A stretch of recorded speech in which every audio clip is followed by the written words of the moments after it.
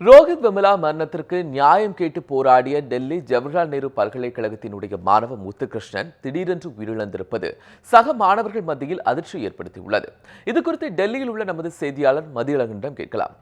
மதியழகன், ஜவஹர்லால் நேரு பல்கலைக்கழக மாணவர் முத்துகிருஷ்ணனினுடைய மர்ம மரணம் தொடர்பாக உடன்பிடித்த அவருடைய நண்பர்கள் என்ன காரணம் கூறுகிறார்கள்? அவர்கள் தெரிவித்த கருத்துக்களையும் அதனுடைய பின்னணியும் சொல்லுங்க.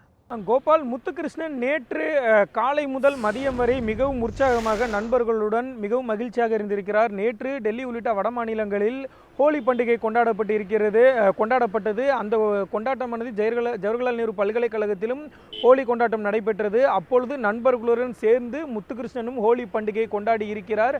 இதனைத் தொடர்ந்துதான் பல்கலைக்கழக வளாகத்திலிருந்து சுமார் 300-400 மீட்டர் தொலைவிலேயே இருக்கக்கூடிய தனது நண்பர்களின் அறைக்கு சென்றிருக்கிறார். அங்கு சென்று மதிய உணவு அருந்த செல்வதாக கூறி அங்கு சென்று இருக்கிறார்.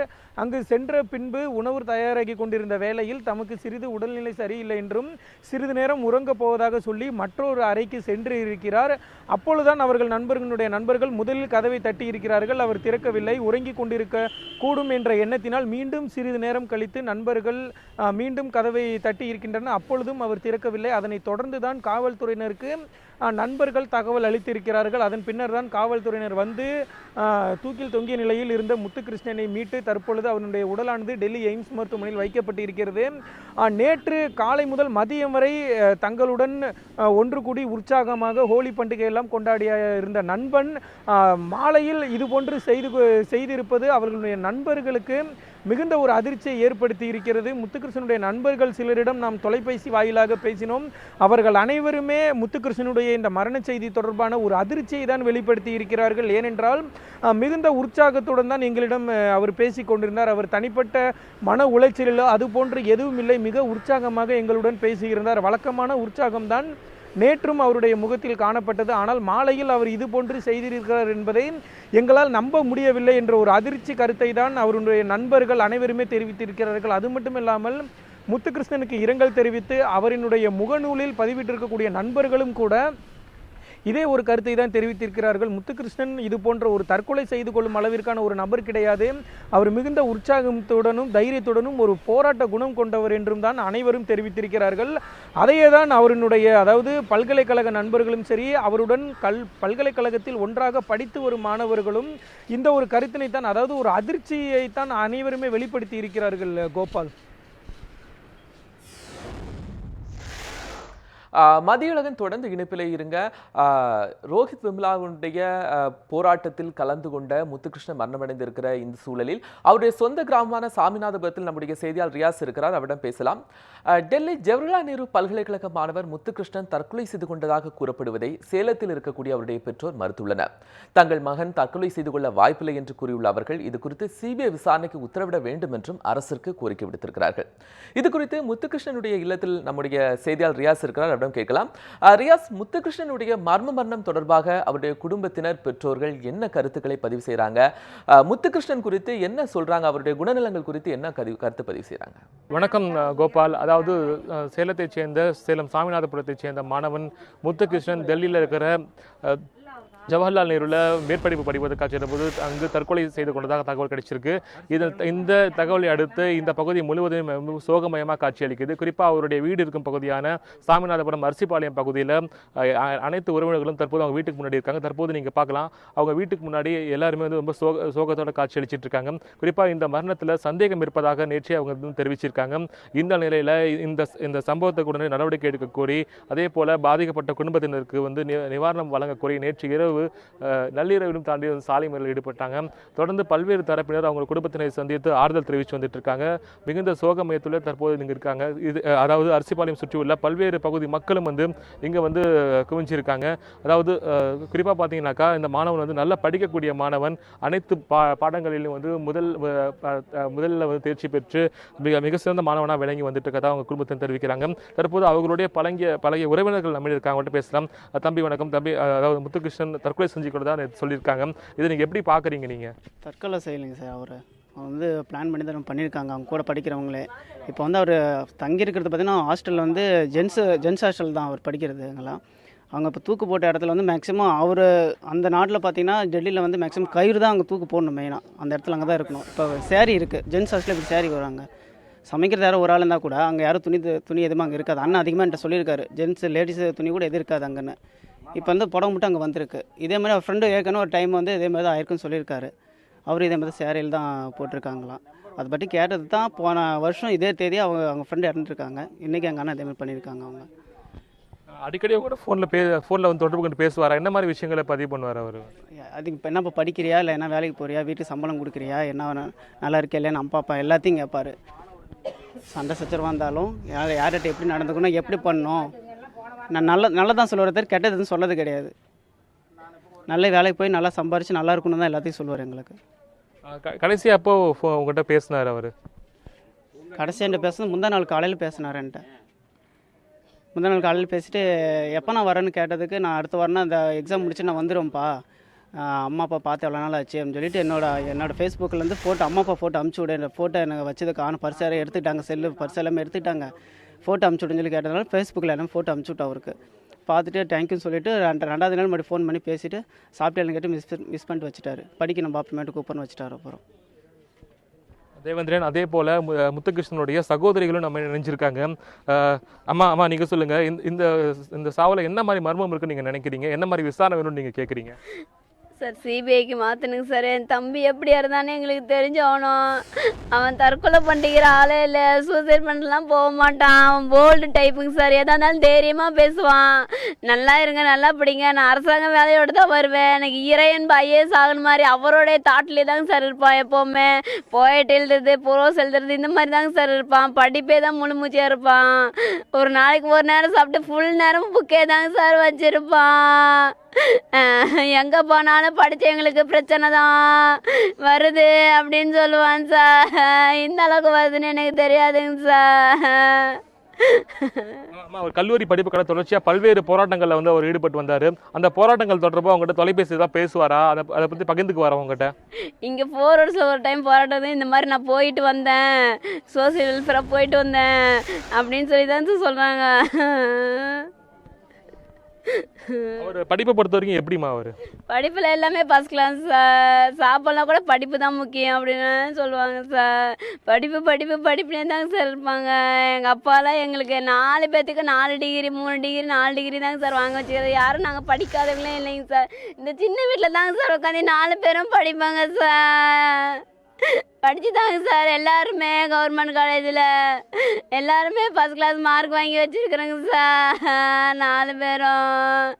நான் அதை விட இன்னும் நல்லா படிக்கணும். உள்ளூரில் படிக்கிறதில்ல, வெளியூரில் படிக்கலாம். டெல்லி யூனிவர்சிட்டியில் கிடைக்கிறதே கஷ்டம். எனக்கு கிடைச்சிருக்குது. நான் போயிட்டு வரேன் பாரு. நான் போய் நல்லா பெரிய ஆளாக வருவேன். அடுத்த தடவை எப்படி வரணும் பாருன்னு சொன்னாங்க சார். இப்படி வரான்னு எனக்கு தெரியல சார்.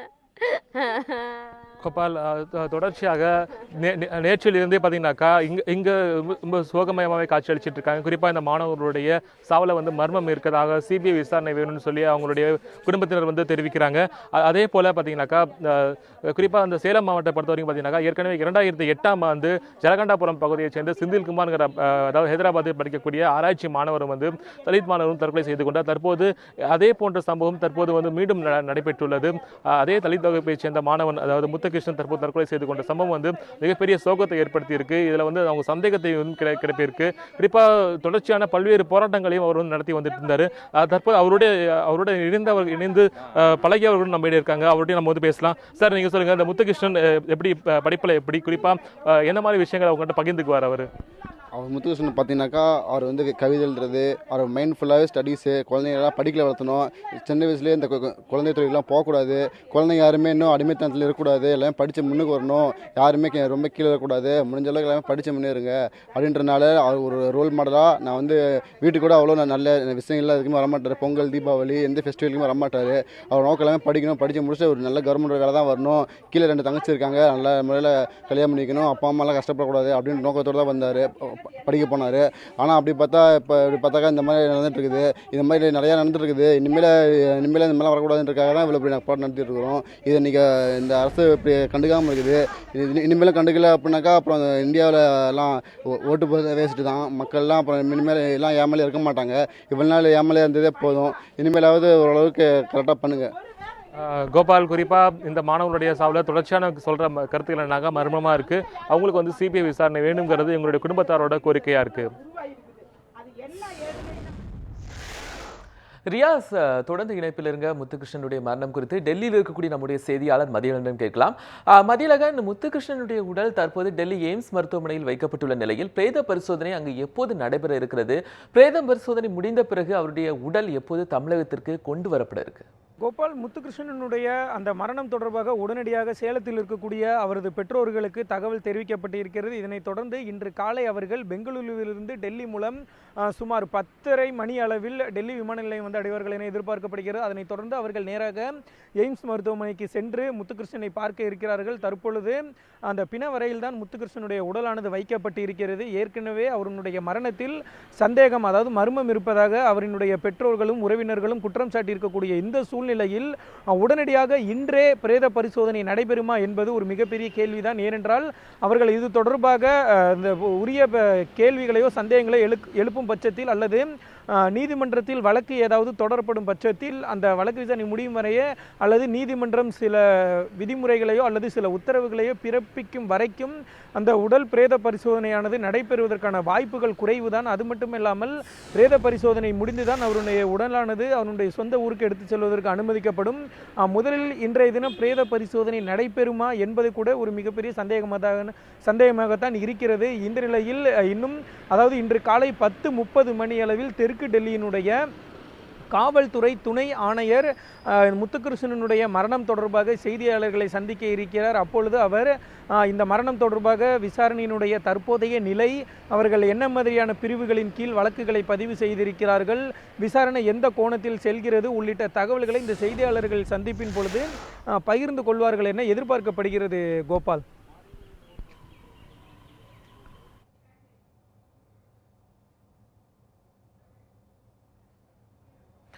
மதியழகன், முத்துகிருஷ்ணனுடைய மரணம் குறித்து டெல்லியில் இருக்கக்கூடிய நிலை குறித்து தகவல்களை பகிர்ந்து கொண்டீங்க. தொடர்ந்து சேலத்தில் இருக்கக்கூடிய நம்முடைய செய்தியாளர் ரியாஸிடம் பேசலாம்.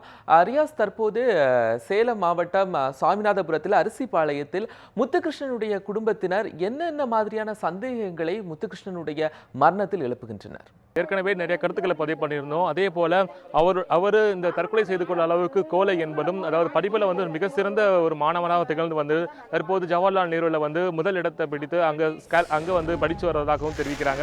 தங்களுடைய இந்த மாணவர்களுடைய சாவலை வந்து முற்றிலுமாக மர்மமாக நீடிச்சிட்டு இருக்கதா தெரிவிக்கிறாங்க. இதில் வந்து நீதி விசாரணை வேண்டும், சிபிஐ விசாரிக்க வேண்டும் சொல்லி அவங்க வந்து தங்களுடைய கருத்துக்களை வந்து தெரிவிச்சிருக்காங்க. குறிப்பாக அவங்க குடும்பத்தினருடைய கருத்துக்களை நாங்கள் தொடர்ந்து பதிவு பண்ணிட்டு வந்துட்டு இருக்கோம். தற்போது அவருடன் நெருங்கிய பழகியவர்களும் இந்த பகுதியில் வந்து இணைஞ்சிருக்காங்க. குறிப்பாக பார்க்கலாம், அந்த சாமிநாதபுரம் பகுதியை சேர்ந்த ஏராளமான பெண்கள், அதே போல அவங்களுடைய உறவினர்கள் எல்லாம் வந்து இங்கே வந்து அவங்களுடைய வீட்டுக்கு முன்னாடி தற்போது வந்து குவிஞ்சிருக்காங்க. குறிப்பாக பார்த்தீங்கன்னாக்கா இந்த சாமிநாதபுரம் பகுதி சேலம் மாநகர பகுதியில் அமைஞ்சிருக்கு. அதே போல பல்வேறு அரசியல் கட்சியினரும் வந்து தொடர்ச்சியாக வந்து இங்க அவங்களுடைய வீடுகளுக்கு சந்தித்து வந்து ஆதரவு தெரிவித்து வந்திருக்காங்க. தற்போது இந்த பகுதியில் வந்து இங்க பார்க்க வந்திருக்க அந்த பகுதி மக்கள் இந்த மாணவனுடைய தற்கொலை நீங்க எப்படி பாக்குறீங்க? இது வந்து ஒரு முற்றிலுமே இது வந்து அவனா தற்கொலை செஞ்சுக்கிறதுக்கு வாய்ப்பே இல்லைங்க சார், வாய்ப்பே இல்லை. ஏதோ ஒரு அதான் எங்களுக்கு சொல்ல தெரியல எப்படி இதானோ அதுதான் எங்களுக்கு வேணுங்க சார். எங்களுக்கு நீதி வேணும், நியாயம் வேணும். அதாவது எங்கள் தலித் மக்களுக்கு நாங்கள் வந்து ஒரு இல்லாதப்பட்டவங்க தான், இருக்கப்பட்டவங்களே கிடையாது. நாங்கள் என்ன செய்த பாவன், இந்த ஜாதியில் பிறந்தது எங்கள் பெரிய தப்பா, அதை சொல்லுங்கள். எங்களுக்கு நியாயம் கிடைக்கணுங்க சார். அங்கே போஸ்ட்மார்ட்டமும் நடக்கூடாது, எதுவுமே எங்களுக்கு வசதி இல்லை. அந்த ஒரு காரணம் தான் இல்லையா. அங்கேயே நாங்கள் போய் எங்களோட இதை நாங்கள் தெரிவிப்போங்க சார். நாங்கள் பாடி வாங்கவே மாட்டோம். போஸ்ட்மார்ட்டம் நடக்கக்கூடாதுங்க சார். எங்களுக்கு ஒரு நியாயம் கிடைக்காம எதுவுமே நடக்கக்கூடாது. என்ன சந்தேகமா இருக்கு உங்களுக்கு? பெரிய சந்தேகம் இருக்குங்க சார். எப்படி அவன் நல்லா நேற்று முந்தா நாள் நல்லா பேசின பையங்க சார், எப்படிங்க சார் அவன் தற்கொலைக்கு எப்படிங்க சார் அவன் முடிவு பண்ணுவான்? நல்லா படிக்கிற பையன். இதை எங்கள் பேரண்ட்ஸும் இதாக இருக்கணும். நாங்களும் கஷ்டப்பட்டு மஞ்சள் பொறுக்கி கூலி வேலை செஞ்சு அந்த பையனை படிக்க வைக்கிறோங்க சார். ஒரு பையனை ஏதோ ஒரு பட்டப்படி படிச்சுட்டு வருவான் அப்படின்னு தான் நாங்கள் அனுப்புகிறோம்.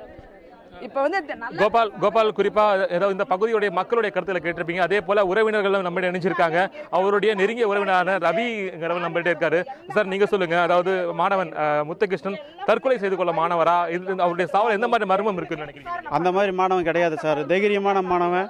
வீட்டிலே வந்து பற்றி எல்லாத்துக்கும் அட்வைஸ் சொல்லுவோம். இப்போ உலகம் ஃபுல்லாக இந்தியா ஃபுல்லாக இப்போ தான் ஃபேஸ்புக்கு வாட்ஸ்அப் எல்லாத்துலேயும் பார்த்தீங்கன்னா நெட்லேயே கூட நீங்கள் போய் பார்க்கலாம். எல்லாம் நல்ல கருத்துக்கள் மட்டும் தான் போட்டிருப்பான். அவன் எல்லாம் ஏழ்மையான குடும்பத்தில் இருக்கிறான். அவன் வீட்டில் ஒரே பையன் சார். 3 பொட்டை பிள்ளைங்களை வச்சுட்டு அப்பா வந்து வாட்ச்மேன் வேலைக்கு போயிட்டு இருக்காரு, அம்மா வந்து கூலி வேலை செஞ்சுட்டு இருக்கிறாங்க. அந்த மாதிரி பையனே கிடையாது. அவனே இத்தனைக்கும் படிச்சிருக்கிறான். அவனே படித்து பார்ட் டைம் வேலைக்கு போயிட்டு அவனே படிச்சுக்கிட்டான். எல்லாருமே தைரியம் சொல்லிட்டு இருப்பான். வருஷத்துக்கு ஒரு டைம் தான் வந்தான். போன வருஷம் வந்தான். இப்போ நேற்று கூட பேசியிருக்கான். அடிக்கடி ஃபோனில் தான் காட்டியிருப்பான். எந்த பிரச்சனையும் நல்லா படிக்கிறேன், காலேஜில் எந்த பிரச்சனையும் கிடையாது அப்படின்னு தான் சொல்லியிருக்கான். நேற்று 7:30 மணிக்கு ஃபோன் வருது, இந்த மாதிரி இறந்துட்டாங்க அப்படின்னு. எப்படி சார் இருக்கும் சொல்லுங்க பார்க்கலாம். நேற்று நைட்டு பேசினவன் நேற்று நைட்டு வந்து 7:30 மணி 7 மணிக்கு ஃபோன் பண்ணுறாங்க, அந்த மாதிரி இறந்துட்டான்னு சொன்னான். மதியானம் நேற்று ஹோலி பண்டிகை, நேற்று வந்து ஹாலிடே ஹோலி பண்டிகை கொண்டாடி இருக்காங்க. பசங்க வீட்டுக்கு கூட்டு போயிருக்காங்க. 4 பேர் கூட்டு போயிருக்கானுங்க. லஞ்சு சாப்பிட்றது கூட்டு போய்க்கிறானுங்க. அங்கேருந்து தகவல் அதான் வருது. கேட்டால் இறந்துட்டாங்க, தூக்கு போட்டு இறந்துட்டாங்க. தூக்கு போகிற அளவுக்கு அந்த மாதிரி தைரியமாக அவனுக்குலாம் கிடையாது.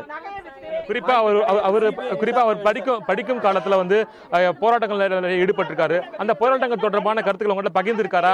எந்த மாதிரி போராட்டங்கள் ஈடுபட அதை பத்தியான விஷயங்கள் உங்கள்கிட்ட இருக்கா?